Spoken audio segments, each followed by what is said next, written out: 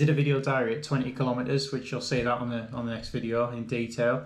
And then I took another video diary at 32 kilometers, and by then my pace, when I'm actually looking at it, around about, it must have been just after 32 kilometers when I did the video, and my pace slipped just a little bit around about that point. And we're getting about, closer to 5 minutes a kilometer at that point, so around that.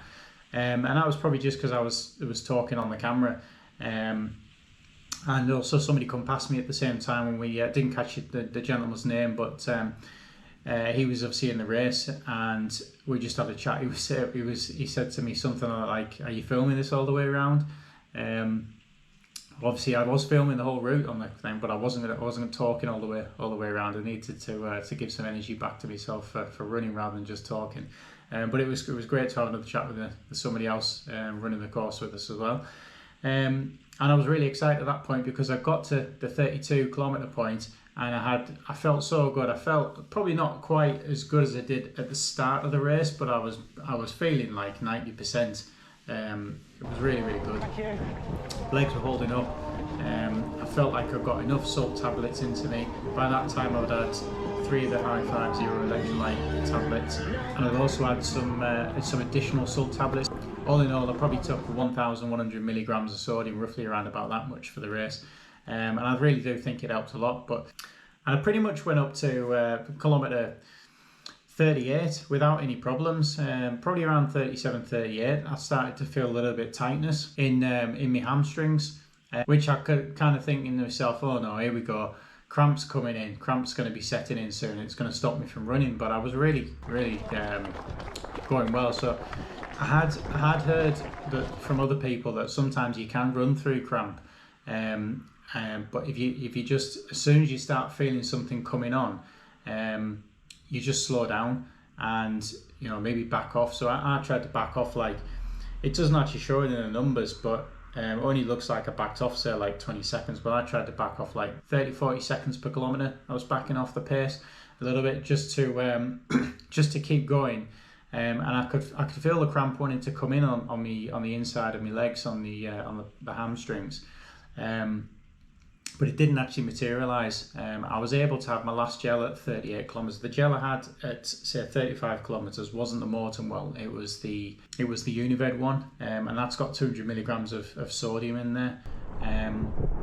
So I thought that was quite good. And then a few kilometers later, I had the last Maurten gel. It was just one of the non-caffeine ones. These ones have got about 50 milligrams of salt in there.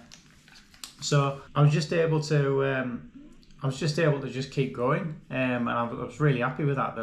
I did stop once when I thought my left hamstring was about to lock up, so I stopped for maybe about 10 seconds, and it didn't happen, and I was okay, and I was able to get going again. But to be able to get to 38 kilometers, running the fastest pace I've ever raced in a marathon, and not actually have proper cramp that would inhabilitate me, I was really happy with that. That was fantastic. It was in that respect, it was a great result. And then just kept running on and just trying to get to the finish. Eventually, we did get to the home stretch, and it really didn't feel like it taken a long time. I was a bit disappointed in my GoPro. So the GoPro itself was fine, but I've got 3 batteries for the GoPro. 2 of them are new, 1 of them is old, and I really wanted to film the whole course. But the old one is the one I was using at the end, and I'd saved a bit. I think I'd turned the camera off at about 41 kilometers, and just to make sure that I could capture the last bit. And the support from the crowd was fantastic along that last stretch. It was almost, for runners anyway, you could probably say it's as best as it gets. It was comparable to a football match or something like that. A lot of support, a lot of cheering for everybody, and I managed to so I turned the camera on for maybe at the last 500 meters, and we're running along, and probably at the last 200 meters the camera cut off, which is a bit disappointing. But fortunately, we do have some clips of me crossing the line, and my wife was there with a camera. Also, we've got some clips there that we've managed to get from the Manchester Marathon organisers themselves as well. So you will see that in the video. Eventually, we crossed the line. And I wasn't quite sure myself actually at the time. And I was talking to the camera, and again, the camera turned itself off. It was basically going through a phase where it was on for like 10-20 seconds or something like that, and then turning off. And it's just been a problem with this battery that I've got. When it gets down to kind of like 30% battery, it starts turning off. So I really need to get rid of this and get a new battery. So I stopped my watch, and my watch had come in and said I think it was 3 hours 27:13 was my time, and I wasn't sure how accurate that was, but I was just going to wait and see later on and see what the actual time was that I got. So in the end, the finishing time was 3 hours and 27 minutes and 25 seconds. So considering that I had some kind of issue with my hamstrings, I wasn't able to run as quick as I could. I'd actually had that extra stop at the start that maybe lost me about 30 seconds, 45, possibly even a minute, or by my own choice. But there was probably another 4 or 5 minutes there that I could have had if I hadn't have had those issues. But I don't see it as an excuse or a problem. I'm really happy with 3 hours 27. Yes, we were going for 3:20, but we didn't quite achieve it. Looking at the positives, we managed to run a fast race for me, get all the way up to 38 kilometers without any real issues. And I think my issues could be dialed out in the future. And the way that we're going to do that is just, I'm going to try and take on even more salts, more sodiums in the run. I don't think I need any more gels. If we go back to when I ran Chester, I had issues in Chester from 32 kilometers with cramp. But as you might have seen in that video, I was energy-wise, I felt fine. I even say it in the video, I felt fine. I didn't feel like I got any problems. It was just my legs were cramping up, and instantly that was my legs cramping up with calves and the hamstrings. Whereas at Manchester this time around, 6 months on, it was only me hamstrings that were doing it. It's something else I've been wanting to think, something else I've been thinking about over recent months as well. Do I want to make me hamstrings a bit more strong, a bit more powerful? Because as you go through running, as you develop and you get faster and stronger, there's always one muscle that's a little bit behind. I think for me, it's my hamstrings. So it's two things I'm going to look at working. Is a bit more leg strength. Even how can I generate more power out my legs, as well as making them stronger and more resilient. And then the other thing is, again, just to work on this nutrition and try and dial out the cramp more. Let's get to the point where I don't have any issues with cramp in a race. We do have another couple of marathons coming up, so try and achieve the target, which is 3 hours 20. And we're just going to try and push on. And I think, like I say, there's at least 5 minutes in me in the marathon from this race, even at this level of fitness. So we can get very, very close to that 3 hour 20 mark. And last year, my big goal was to achieve 3 hours and 30. We didn't really get it. We got to 3 hours and 33 and something.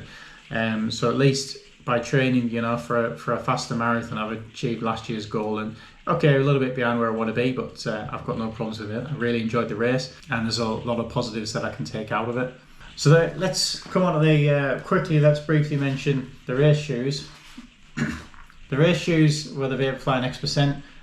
Raced a few marathons and half marathons in these, and they are, for me, the best shoe that I've got. Help, especially if you pronate a little bit, like I do. They're really, with them being so soft on the soles, that they really are forgiving, and they obviously give an amazing energy return with the carbon plating. Fantastic job, and I'll be using those again.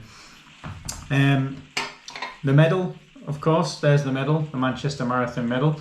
I've just heard today, actually, today is Tuesday, that the Manchester Marathon is not actually going to be sponsored by Therma anymore. So they came in, and we're expecting that Therma were going to sponsor the marathon for a few years, but obviously it was just a 1 year deal. They got out of it quick, and next year it's back to, previously it was ASICS. Now it's going to be Adidas. So whether I run the Manchester Marathon again next year, I'm not sure. I mean, I will be running the Manchester Marathon again 1 year. I think it's a really fast course, and when you want to achieve times, I think it's great. There's enough space to run on it. Really enjoyed it. Like I said, support was great. Fellow runners were great. Really enjoyed it, and I definitely will be going back if I'm not going back, this time next year. The only reason I wouldn't go back next year is because I've got my eyes on other marathons, so it's just to decide, you know, which marathon I'm going to do. And obviously there are a couple coming up in the year now, and I will let you know what they are at some point shortly. Okay, so that's my review on the Manchester Marathon. There's more videos to come. I am going to put a full race video out so you can see the full course at a speeded up view. You might see yourself on the video there if you ran the race too as well. So hopefully it's, you know, not just for me, but for everybody else. And if anybody else is interested in running the full marathon in the future, that's what I'm creating that video for. But the next video that I'll put out before that one, is going to be a little bit longer. Probably I'll try and get it in for about 10-minute video, which will be basically a bit more detail than the video I've already put out, which is the highlights. So you'll be able to see all my video diaries as we're going through that, and obviously a bit more footage from the race. So the last thing I want to talk about is this gel pouch or nutrition pouch, whatever it is that you want to carry around on the run. So I was carrying 6 gels in here, all my nutrition tablets, and the problem I had with it is that it's you can see it's quite soft, quite flexible. When you're running along and you're looking down and you're trying to, it's difficult enough to find the zip, but you can find it, especially when you got gloves on. You might say, oh, well, Matt, don't wear gloves, but I like to wear gloves while I'm running. I think what I'll end up doing is modifying it, because I can't easily get stuff in and out of the pouches. I've been looking for something. I've seen a pair of shorts from one company, I can't remember who it is now, that have got like 6 positions for gels in the back, and it could be something like this, but they're going to fall out. And I remember seeing all over the course there was a lot of gels that were unused just on the course, and I think they're just people's gels falling out. So what I'm really looking for is somewhere where I can place my gels into the pouch like that. Maybe have a zip on it, or maybe have it so it hooks over the top, and that would be okay. But maybe I'm gonna have to think about stitching up the sides of these to keep the gel in that place, so I know where my gels are all the time. It's easy to access it. And likewise, do something like that with my salt tablets to make it easier for the runs, so I don't have to think about how I'm getting my nutrition out of the pouches. So yeah, all in all, I had a fantastic Manchester Marathon. Once again, I'm overwhelmed by the support I've been getting over this race weekend from people on Strava, people just watching the videos and putting comments in. I really appreciate it. Thank you very much. All the people that subscribe to the channel, it's been great having you on board up to this point, and I hope you stay with us for longer. There's a lot more marathon events coming up, and half marathon events as well coming up as well. So I'll do my best to put all that content out as we carry on the journey to a sub-3 hour marathon. And obviously, if this is the first time you've ever watched the channel, then I hope you like the content. If you consider subscribing to the channel too, please, I really appreciate that. So thank you very much for watching. Please like, comment, subscribe, and we'll see you next time.